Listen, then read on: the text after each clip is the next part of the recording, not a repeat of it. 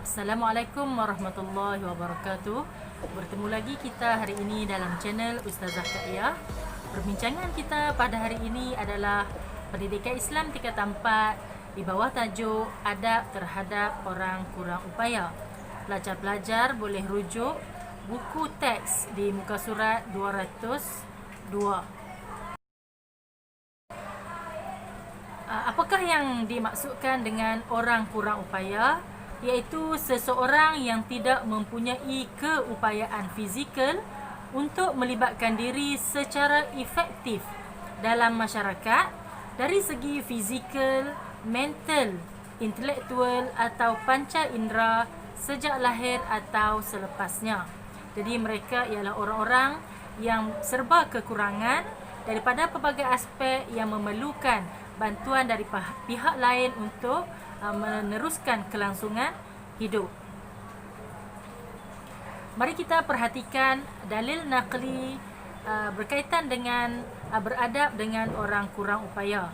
Daripada Anas bin Malik meriwayatkan, anna imra'atan kanat fi aqliha syai'un faqalat ya Rasulullah inna li hajah faqala ya umma fulan انظري أي السكك شئت حتى أقضي لك حاجتك فخلا معها في بعض الطرق حتى فرغت من حاجتها.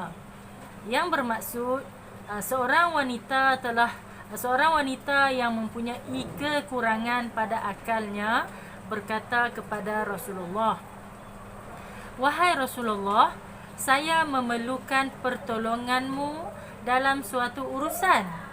Rasulullah bersabda, wahai ibu, bagaimanakah caranya untuk aku membantumu?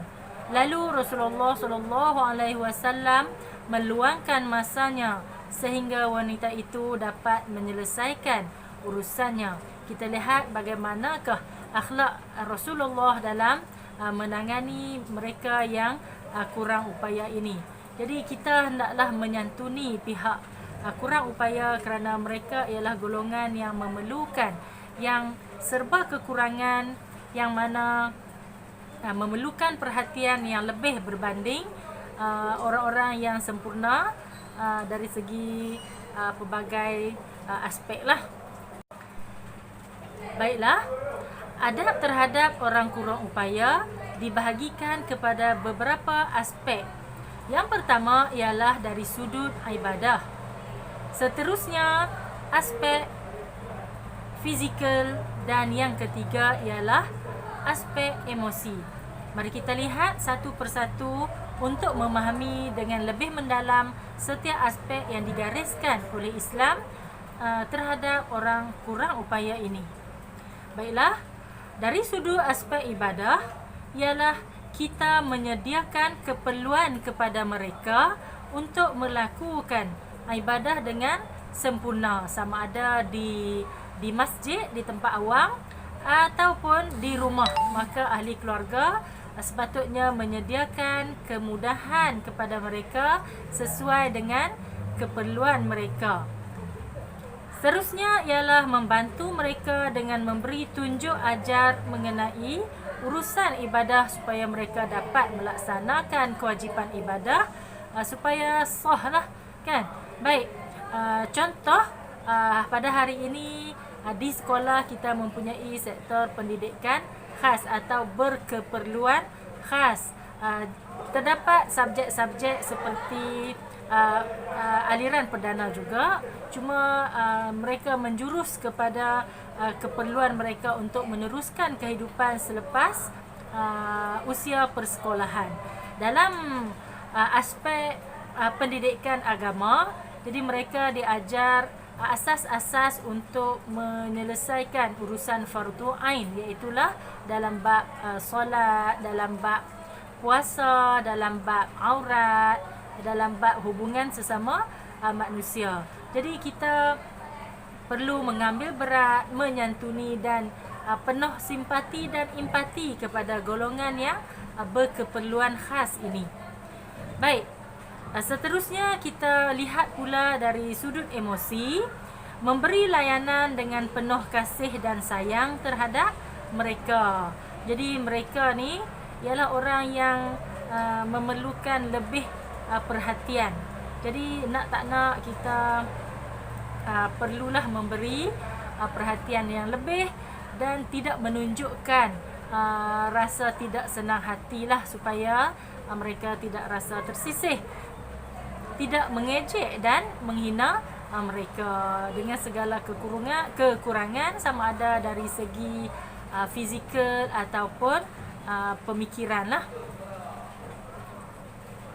Baik, mari kita lihat aspek fizikal, iaitu memastikan kemudahan asas yang disediakan untuk mereka tidak disalahgunakan. Jadi kerajaan hari ini kalau kita lihat di tempat awam menyediakan kemudahan tertentu untuk golongan kurang upaya. Contohnya tempat parking kereta. Jadi kalau kita keluar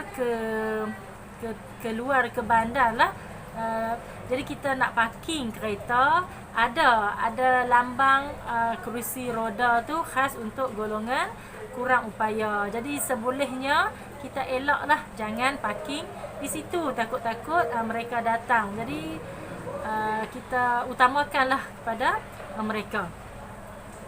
Gitu juga tandas. Kalau kita pergi ke tandas tanah awam, akan ada di pintu tandas tu lambang lah kepada khas untuk golongan kurang upaya.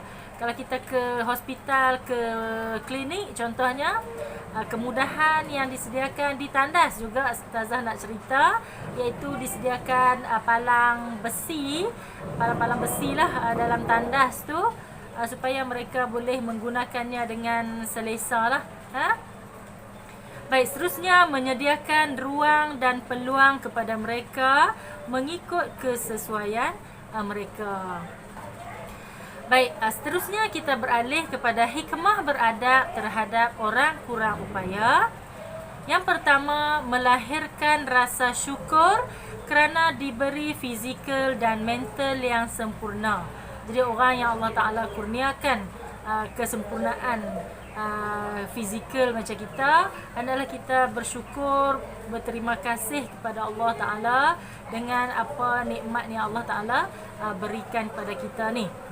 Yang seterusnya, memudahkan orang kurang upaya untuk melakukan urusan mereka. Bila kita berinteraksi, beradab dengan mereka, maka mereka mudahlah untuk melakukan urusan. Contohnya bila berhadapan bertemu dengan orang buta, kita bantu mereka. Baik, seterusnya di bawah hikmah beradab terhadap orang kurang upaya, menimbulkan rasa dihargai di pihak mereka kerana mendapat perhatian dan keistimewaan. Mereka ni tak akan rasa tersisih, rasa selesa untuk berkolaboratif lah kan dengan kita. Baik, seterusnya memupuk sikap kebersamaan agar perpaduan dapat diwujudkan. Orang kurang upaya dapat hidup dalam masyarakat selesa dan tidak memencilkan diri. Baik, begitulah serba ringkas penerangan Ustazah di bawah tajuk adab-adab terhadap orang kurang upaya. Semoga penerangan ringkas daripada Ustazah ini dapat membantu pelajar-pelajar untuk memahami dan melaksanakannya dalam kehidupan seharian. Selamat belajar dan jumpa lagi.